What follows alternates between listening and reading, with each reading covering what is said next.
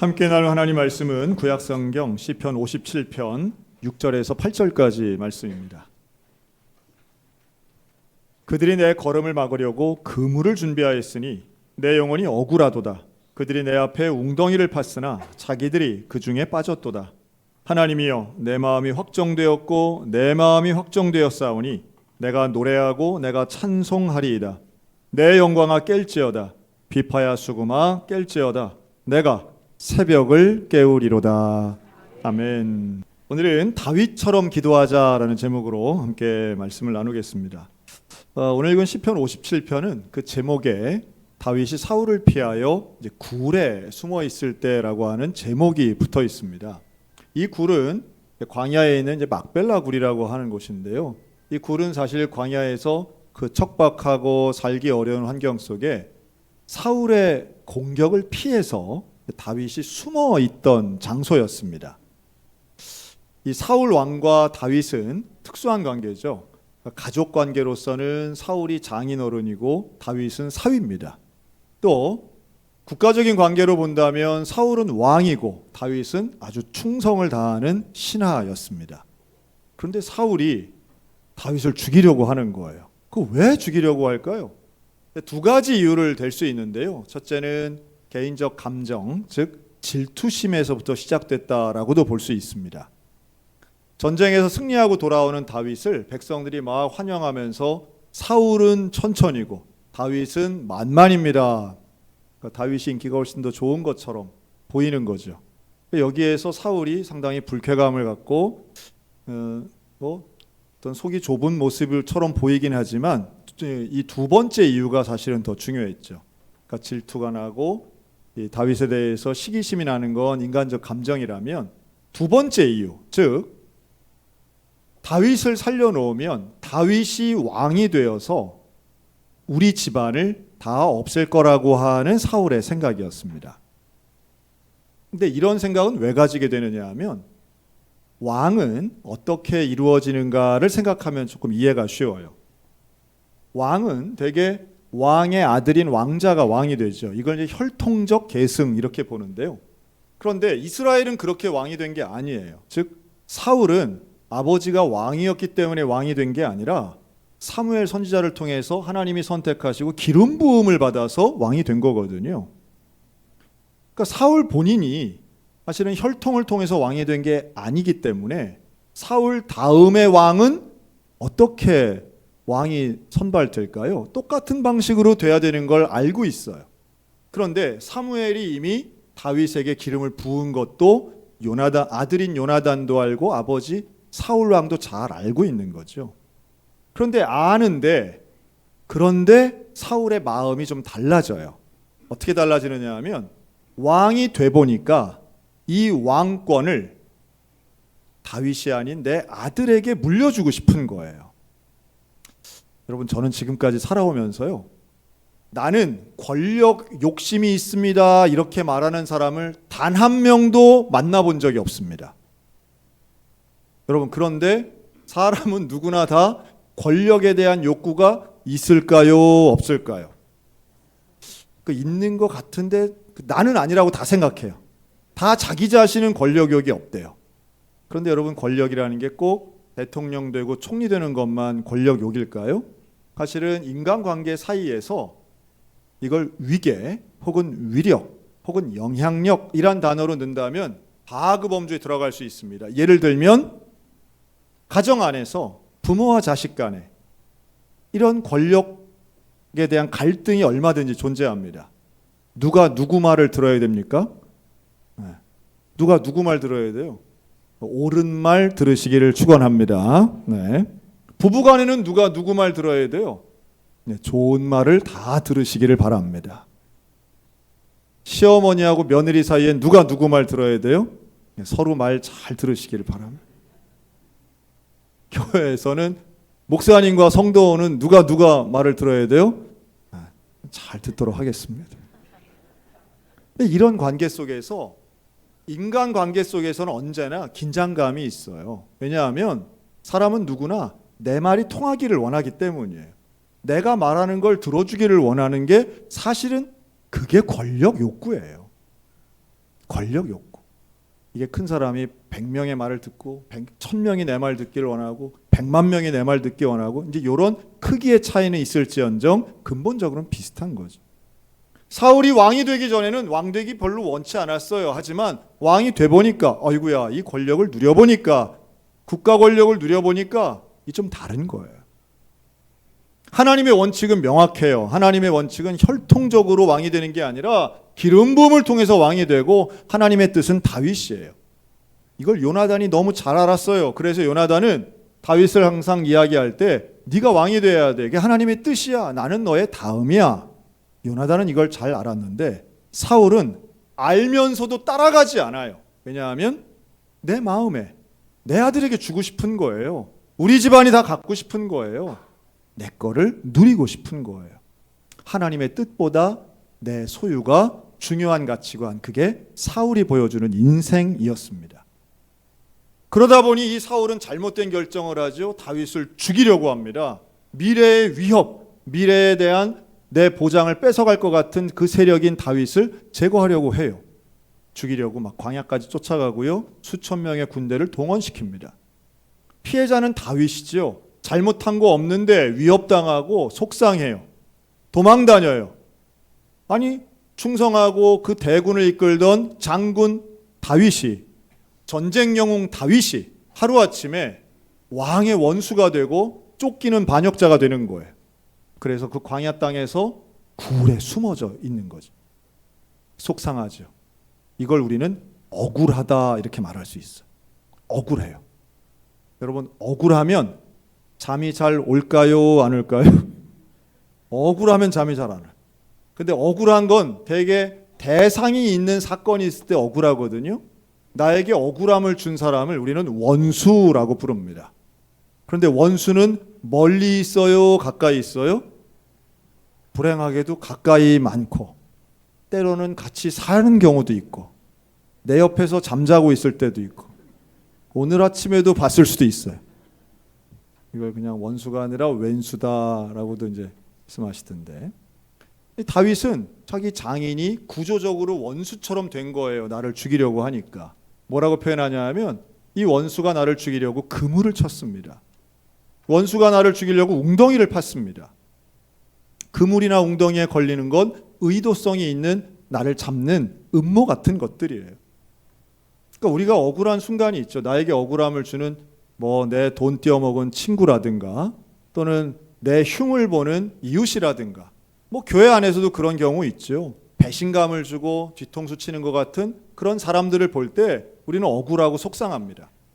대개 인간관계 속에서 멀리서 혹은 가까이에서 들려오는 나에 대한 꼭 칼을 꽂아야만 원수가 아니라 말에 칼을 꽂고 또 때로는 분위기에 눈빛에 칼을 꽂고 사람들을 이렇게 조종해서 나를 나쁜 사람 만드는 그런 경우에 우리는 속이 상해요. 억울하죠. 그런데 이렇게도 한번 질문 드리고 싶어요. 여러분, 하나님은 복수를, 그러니까 원수에 대한 복수를 하는 것을 원하실까요? 안 원하실까요? 그건 우리가 알고 있어요. 하나님의 원칙은 그래, 원수가 있고 속 상하고 억울한 건 확실한데 내가 복수하는 거에 대해서는 하나님이 왠지 원치 않으실 것 같기는 해요. 하지만 그 원수를 그냥 두자니 정의롭지 못한 것 같아요. 그 어떻게 해야 되죠? 내 속이 너무 상해요. 잠이 안 와요. 속이 상해요. 문제가 해결 안 되고 저 원수를 언제까지 봐야 되나? 내가 언제까지 이런 억울한 상황 속에 있어야 되나 생각하면 참 속상하고 답답하죠. 그 지점이 오늘 다윗이 겪고 있는 상황이에요. 다윗이 그 밤에 그 굴 속에서 그런 고민을 해요. 하나님, 참 억울합니다. 참 속상해요. 원수들이 많아요. 그런데 저 원수들이 끊임없이 나를 죽이려고 합니다. 웅덩이 파고 기다리는 것처럼 나를 노려요. 하나님 어떻게 할까요? 이때 다윗이 우리가 오늘 읽은 아주 유명한 표현이죠. 내 마음이 확정되었습니다. 이런 말을 해요. 마음의 결단을 하는 거예요. 내가 결정하는 거예요. 아주 굳건하게 결정하는 거예요. 근데 뭘 결정하느냐 하면 첫째는 복수하지 않기로 결정해요. 사울을 죽이지 않기로 결정해요. 여기 사무엘상 24장에 자세히 나와 있어요. 그거 왜 안 죽이냐 하면 하나님의 기름 부으심 받은 종이기 때문에 안 죽이는 것이고, 내가 죽이지 않아도 더 중요한 건 이 표현이에요. 그럼 따라 하실까요? 하나님이 갚아주실 것입니다. 정확하게는 하나님이 보복하실 것이다 라고 말씀하는데요, 하나님이 원수를 갚아주실 것이라고 하는 믿음이 다윗에게는 있었어요. 여러분, 이 믿음 참 중요한데요, 이게 억지로 생기는 것 같지는 않아요. 왜냐하면 억울함은 감정이기 때문에 감정은 내 의지로 잘 통제가 안 되거든요. 속상하고 억울한 건 막 불쑥불쑥 올라와요. 자다가도 일어나고, 밥 먹다가도 생각나고요, 옷 입다가도 그 생각이 막 나요. 그런데 이 원수의 억울함을 해결하는 방법으로 하나님께 맡기는 게 있는데, 하나님께 맡기는 게 쉽진 않잖아요. 근데 맡기면 어떻게 될까요? 우리 하나님은 지지 않고 승리하시는 분으로 믿습니다. 하나님이 승리하신다고 하는 이 믿음은 우리가 다 있잖아요. 하나님이 일하시고 하나님이 갚아주시면 진짜 원수가 제대로, 복수가 제대로 될 거라고 하는 것은 우리가 알고 있어요. 그래서 어떤 식으로 하나님이 갚아주시느냐 하면, 원수가 판 웅덩이에 지들이 거기 빠질 것에 대한 믿음이 다윗에게 있는 거예요. 그러면서 하나님이 승리해 주실 테니까 나는 찬송해야지, 이게 결단하고 확정되는 거거든요. 자, 그런데 여러분, 지금 제가 설교를 통해서 원수가 있지만 하나님께 맡기면 하나님이 이기실 테니까 나는 찬양해야지. 여러분, 이게 좀 잘 믿어지세요? 이 과정이? 이렇게 말 한마디로 여러분이 믿어진다면 이건 기적 중에 기적이죠. 대개는 그냥 목사님이 설교니까 저렇게 말씀하시지, 뭐 내가 되겠어, 내 문제가 그렇게 드라마틱하게 되겠나. 다윗도 똑같았어요. 다윗도 이론적으로는 이 구조를 잘 아는데 이것을 나에게 실현하기가, 내가 이것을 100% 신뢰하고 믿기가 쉽지 않았어요. 그래서 뭘 하느냐 하면 하나님을 생각하면서 계속해서 기도해요. 저는 이 과정 자체가 기도라고 믿는데요, 억울한 순간의 감정부터 하나님께 맡겨서 찬송하는 이 모든 과정이 기도인데, 이게 5분 10분에 되는 게 아니에요.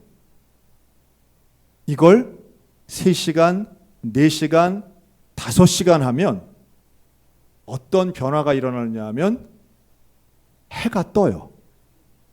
해가 떠. 밤새 하는 거예요. 밤새. 하나님 앞에 맡기려고 몸부림을 치는 거예요. 하나님이 이기신다는 걸 믿으려고 몸부림치는 거예요. 해가 떠서 이걸 다윗이 뭐라고 표현하느냐 하면, 내가 새벽을 깨우리로다.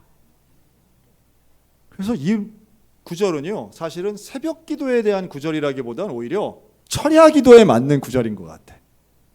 밤새 억울한 감정 때문에 잠 못 자고 속상하고 답답하고, 하나님 너무한 거 아닙니까? 이거 저 원수들이 왜 그냥 있어요? 라고 몇 시간 기도하다가 그래도 하나님께 맡깁니다. 나한텐 방법 없어요. 하나님이 승리하실 걸 믿어요. 하나님 앞에 맡기면 분명히 승리하실 것을 믿어요. 나 하나님 찬양하겠어요. 그리고 동터오는 그 새벽을 보면서 내 어둠 같은 그 인생도 결국 저 떠오르는 태양같이 밝게 하나님이 나를 바꿔주시겠구나. 이 믿음을 가지면서 하나님을 찬양하는 거예요. 여러분, 우리가 기도하면요, 하나님이 들으시는 줄로 믿습니다. 기도하면 역사가 이루어지고 응답이 이루어지는 줄로 믿습니다. 문제는 우리가 기도해야 되는 거예요. 기도할 때 맡길 수 있고, 기도할 때 원칙을 지킬 수 있고, 기도할 때 찬양할 수 있어요. 내 마음에 내적인 변화가 일어나는 그 과정 전체가 다 기도라고 말할 수 있어요. 여러분, 이건 6월 시작하면서 내가 우리 교회가 좀 안 해봤던 일들을 하면서 그건 2가지로 좀 나눠봤어요. 우리 교회 교인들을 위한 사역, 이런 게 있었어요. 뭐 전교인 걷기, 하중도 가서 걸었던 거, 또 우리 교인들 전체 부흥 어게인 함께 금요일 저녁에 모여서 찬양했던 거. 앞에 조명 놓고 난리를 쳤어요. 하지만 또 하나의 종류가 있는데 불신자들을 위한 사역이었어요. 예를 들면 야후 페스티벌. 10살 이하의 어린이들을 초청했는데 학부모까지 300명이 왔고 이분들에게 복음 제시를 했어요. 여러 다양한 코너, 제일 인기 있었던 줄은 네일 아트가 제일 인기 있었는데, 여러분 놀랍게도 6살짜리 여자애도 네일 아트를 하려고 40분 기다리고 서 있었어요. 깜짝 놀랐어요. 딸내미들 대단하더라고요. 그런데 한쪽 방에서는 전도팔찌를 통해서 복음을 제시했어요. 엄마랑 같이 앉아서 그 구석방에 앉아가지고 복음을 들었어요. 불신자를 위한 그런 행사였어요, 이날은. 근데 또 하나 불신자를 위한 주요한 행사 중에 하나가 바로 지난 목요일 날 있었던 기독장병 구국대성회였어요. 전 세계에서 제일 큰 기도원 오살리 기도원에서 했던 5,000명 이 장병들을 모아놓고 했던 육해공 해병대 모두가 모여서 했던 집회예요. 여러분, 이 수련회는요, 제가 군대에 있을 때도 있었어요. 그런데 이게 40년 가까운 역사를 가지고 있거든요. 그런데 이렇게 민간인 교회가 가서 한 건 올해가 3번째예요. 3년밖에 안 됐어요. 그래서 지금 20대 후반들도 이렇게 한 거를 경험하지 못했어요. 같은 20대여도 3년 차 된 겁니다. 민간인 교회들이 가가지고 이렇게 천막 100개를 쳐서 직접 만나는 이런 일은 3번째인데요. 제가 이미 작년, 재작년 사례를 제가 다 들었어요. 다 알고 있어요. 뭘 알았냐 하면 거기는 교회마다 이제 부스를 설치하고 프로그램 하는데 이거는 20대 여학생들이 가야 제일 좋아한다 그러더라고요. 20대 여성이 가야 군인들이 좋아한대요. 그래서 제가 그랬습니다. 그렇지 않다. 꼭 그렇지 않다. 그래서 제가 우리 소양교회에 65세 아가씨들하고 72세 미녀들을 모시고 이제 갔어요. 기가 막혀요. 기가 막. 우리 27분 갔거든요. 우리 승합차 세대로 가니까 이제 인원을 뭐 더 할 수도 없었어요. 갔는데 그래 똑같은 티셔츠 입고 제 눈에는 뭐 그냥 주민등록증 나이만 72세지 제 눈에는 뭐 27세 같았어요. 그런데 다른 데는요, 다른 교회들은 그렇게 젊은 청년들이 몇 명씩 왔더라고요. 근데 우리가 하여튼 100개 중에 우리 교회가 제일 많이 왔어. 제일 많이 왔어. 그 텐트 안에 27명이 있으니 그날 날씨가 영상 33도였어요. 지난 목요일. 그 더운데 우리 권사님들이 거기 가가지고 시간이 딱 정해져 있어요. 점심 먹고 오후 2시부터 5시까지 3시간 하는 거예요. 그 3시간 동안에 우리가 이 청년들을 만나야 되는데 100개의 부스가 사실은 경쟁적으로 했어요. 그렇죠? 다 달라요. 뭐 음식 요리하고 뭐 무슨 대회도 하고 뭐 이렇게 던지는 것도 하고 하여튼 뭐 별걸 다 했어요. 그런데 줄 서 있는 텐트는 그 100개 중에 하나뿐이었는데 어느 교회일까요? 소양교회. 이야, 정말 우리 교회 권사님들이 일단 길한복판에 줄을 서가지고 해병대 일로 와, 특공대 일로 와, 공군 잘 만났어, 해군 일로 와. 야, 그냥 말이 필요 없어요. 설명도 그냥 붙잡고 던져. 그러면 다 저야 진짜 그랬어요. 그 땡볕에 얼굴이 뻘게 가지고 우리 권사님들이 그러는데 이 특급 용사들이 엄마도 아니죠. 할머니 뻘 되는 우리 권사님들 손을 붙잡고 다 딸려 들어가는 거예요. 자, 들어가서 뭐 했는지가 중요해요. 저희가 3시간 동안 우리 텐트에 그렇게 밀어넣은 장병들이 600명이었어요. 600명. 그래서 이게 분위기 파악이 잘 안 되실 거예요. 그날 그 5,000명 모여 있는 자체가 아주 너무 놀랍고 그랬는데요. 양구 곰치 축제보다 더 많았던 것 같아요. 근데 그 600명 중에 놀랍게도 50명이 이제 우리하고 다 자기 개인정보 얘기해서 QR코드를 통해서 다 이제 연결이 됐어요. 감사하잖아요. 제가 기도한 제목이 있습니다. 하나님, 천하보다 귀한 한 영혼을 만나게 해달라고. 그런데 어떤 영혼이라고요? 군대 와서 교회를 처음 나오고 예수를 믿기 시작했는데 전역하면 돌아갈 교회가 없는 장병 만나게 해달라고 기도했잖아요. 제가 이 기도 제목을 새벽마다 내고 우리 지난주에도 말씀드렸어요. 그래서 제가 우리 권사님들이 워낙 막 시게 막 하니까 저는 또 그럴 때 기가 죽어가지고 한 발짝 떨어져서 있거든요. 모르는 사람인 척하고 제가 이제 한 발짝 떨어져 있습니다. 와, 그 분위기에선 뭐 나도 막 잡혀 들어가겠더라고요. 그래서 있는데 그 나무 그늘 밑에 제 옆으로 한 장병이 왔어요. 와서 인사를 하는 거예요. 모르지만 처음 봤지만 인사하는 거예요. 제가 참 감사해요. 여러분 지난 주간에 20대하고 말 한마디 해보신 분 몇 분이나 계시겠어요. 그렇죠? 20대랑 대화하는 기회 자체 갖기가 어려워요. 그런데 인사를 하는 거예요. 제가 딱 보고 일단은 고향부터 물어봐야죠. 왜냐하면 우리 연결이 목적이니까. 제가 그날 3명의 장병하고 개인적으로 만났어요. 근데 그 3명 다 제가 지금까지 살면서 살아왔던 10년 이상 살았던 곳에서 거기 살면서 고향이 거기인 친구를 3명을 만난 거예요. 제가 너무 감사하고 하여튼 저도 소름이 다 돋았어요. 물어만 보면 대치동에서 살다 왔대요. 물어만 보면 춘천 근화동에 산다는 거예요. 그리고 또 한 명 어디서 살다가 왔냐, 대구에서 왔다는 거예요. 대구? 벌써 뭐 소름이 쫙 오더라고요. 그래? 대구 어느 동에서, 집이 어느 동이야? 그랬더니 그 복현동이라는 거예요. 그럼 제가 지난 11년간 살았던 동네, 춘천 이사 오기 전 주소를 맞춰봐요. 서안 아파트 2차래. 깜짝 놀랐어. 내가 살던 그 사택 바로 옆에 있는 아파트. 그때부터 이제 또 대화가 하죠. 뭐 그렇게 3명 만난 거예요. 얘기를 하는데 초등학교, 중학교, 고등학교 다 맞고요. 지금 경북대학교 다니다가 온 친구예요. 김상훈. 11년 전에는 바로 가까이에 살았던 초등학생이었던 거죠. 이제 11년 지나고 저는 춘천에서 우리 교인들과 같고 이 친구는 군대에서 1년 지낸 거예요. 제가 물어봅니다. 군대 오기 전에 교회 간 적 있냐? 한 번도 없는 거예요. 평생 없어요. 그런데 어떻게 이 수련회까지 왔느냐? 군대 왔는데 훈련소에서 한번 교회 가봤는데 나쁘지 않았대요. 자대 배치를 받고도 그냥 교회 다녔대요. 예수님이 믿어지더냐? 믿어진대요. 믿어진대요. 놀랍지 않습니까? 이런 사람이 있는 거예요. 자, 그런데 여기까지는 너무 좋잖아요. 수련회도 와서 너무 좋대요. 이렇게 와서 미술을 전공한 이 형제가 그럼 참 감사하대요. 그런데 전역을 하면 갈 교회가 없는 거예요. 다녀본 적 없으니까 어느 교회를 가야 될지도 하나도 모르겠고, 그때부터 제가 앉혀놓고 약도를 그립니다. 너희 집에서 이렇게 걸어서 우회전 딱 하면 언덕배기에 있어. 문성초등학교 바로 앞에 있어. 위치 알겠대요. 거기로 평생 살았는데도 교회를 몰라요. 저는 확신합니다. 소양동에 있어도 근화동에 살아도 교회를 안 다니면요, 교회가 있는지조차도 모르고 사는 사람들 정말 많아요.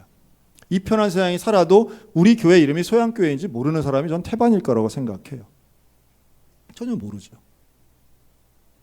그 말 설명을 했어요. 그리고 어떻게 교회 다녀볼 생각이 있느냐 그랬더니 상훈이가 그럽니다. 예, 휴가 가면 먼저 가볼게요 그러는 거예요. 이야, 너무 감사하죠. 그래서 제가 뭐라고 이걸 한 20분 같이 얘기했어요.